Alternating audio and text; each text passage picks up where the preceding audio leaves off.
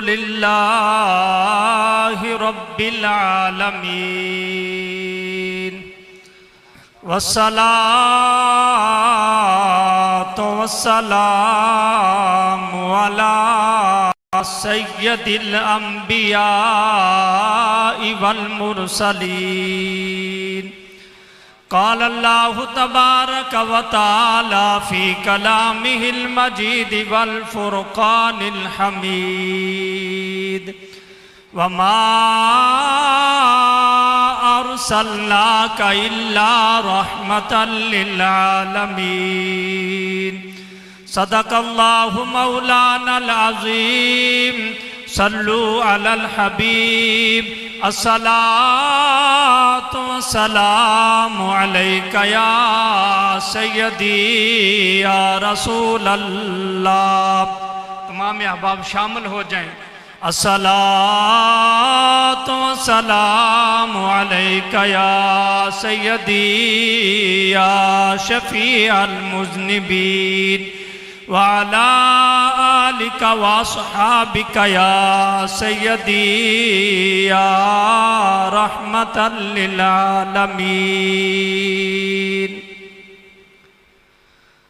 بخدا خدا کا یہی ہے در، بخدا خدا کا یہی ہے در، نہیں اور کوئی مفر مکر، جو وہاں سے ہو یہیں آ کے ہو، جو یہاں نہیں تو وہاں نہیں. حمد و ثنا اور آقا علیہ السلام کی بارگاہ ناز میں عقیدتوں کے پھول نچھاور کرنے کے بعد حضرات محترم، یہ ہماری خوش قسمتی ہے کہ اللہ رب العزت نے اپنے محبوب کی میلاد کی خوشی کرنا ہمارے حصے میں لکھا ہے. اس سے بڑی کوئی خوش قسمتی نہیں کہ ہم اللہ کے محبوب کی خوشی میں شریک ہیں، اللہ کے محبوب کی ولادت کی خوشی منا رہے ہیں. یقیناً جس کے لیے خوشی کی جائے وہ خوش ہوتا ہے، اور وہ خوش ہونے والی ہستی وہ حضور کی ہستی ہیں.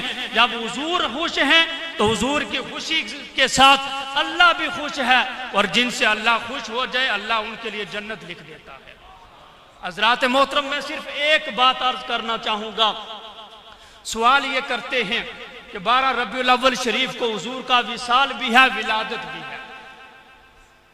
چاہیے تو یہ تھا کہ وصال کو سامنے رکھ کے، اور صحابہ کرام رضوان اللہ تعالی علیہم اجمعین نے جس طرح حضور کے وصال ظاہری پہ غم کا اظہار کیا، روئے، صحابہ کرام نے آہوزاری کی، آپ نے غم و حزن کا اظہار کیا. اس طرح ہمیں بھی کرنا چاہیے تھا. حالانکہ آپ تو خوشی کرتے ہیں. یاد رکھیے آقا علیہ السلام کی آمدگی، آپ کی بعثت کی 2 حیثیتیں ہیں.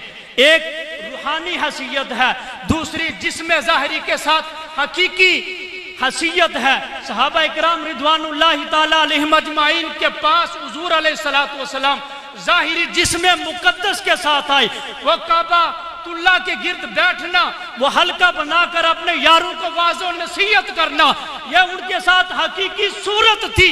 اب صحابہ کو وہ صورت نظر نہیں آتی تھی، اس لیے صحابہ رویا کرتے تھے، حضور کی جدائی میں تڑپا کرتے تھے. ہمارے پاس روحانی صورت میں موجود ہیں، جب سے آئے ہیں کبھی گئے ہی نہیں، اس لیے ہم روتے نہیں بلکہ خوشی کا اظہار کرتے ہیں. اللہ رب العزت ہمیں یہ باتیں سمجھنے کی توفیق عطا فرمائے. وآخر دعوانا